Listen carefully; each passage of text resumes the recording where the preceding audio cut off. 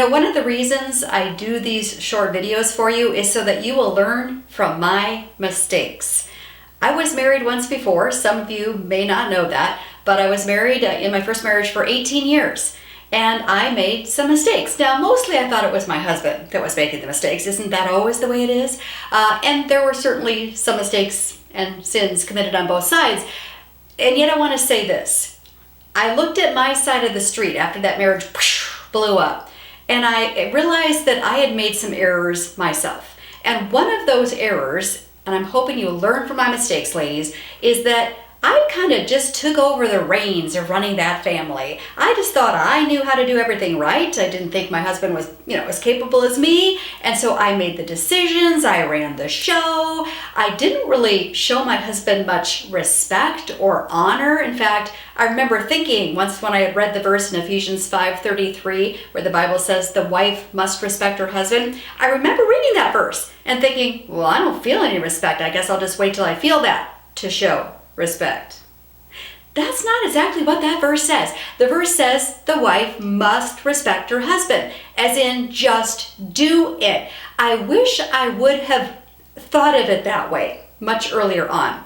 Now fast forward to my second marriage with Raul. We've been married 16 years, very happily I might add, and I am pressing into actually doing what the Bible says. And so I've taken this short brief little command very seriously, that the wife must respect her husband.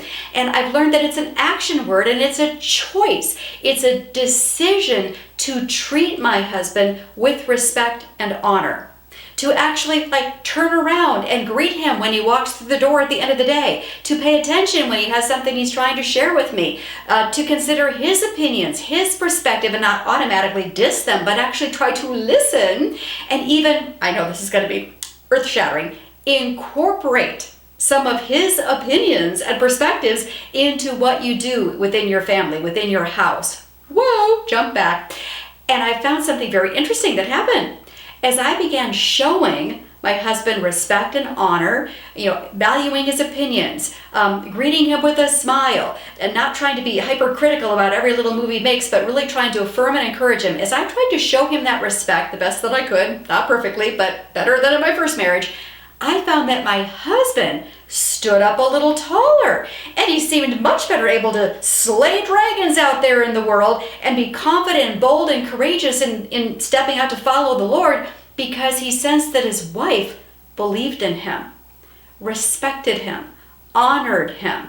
It made him a better man.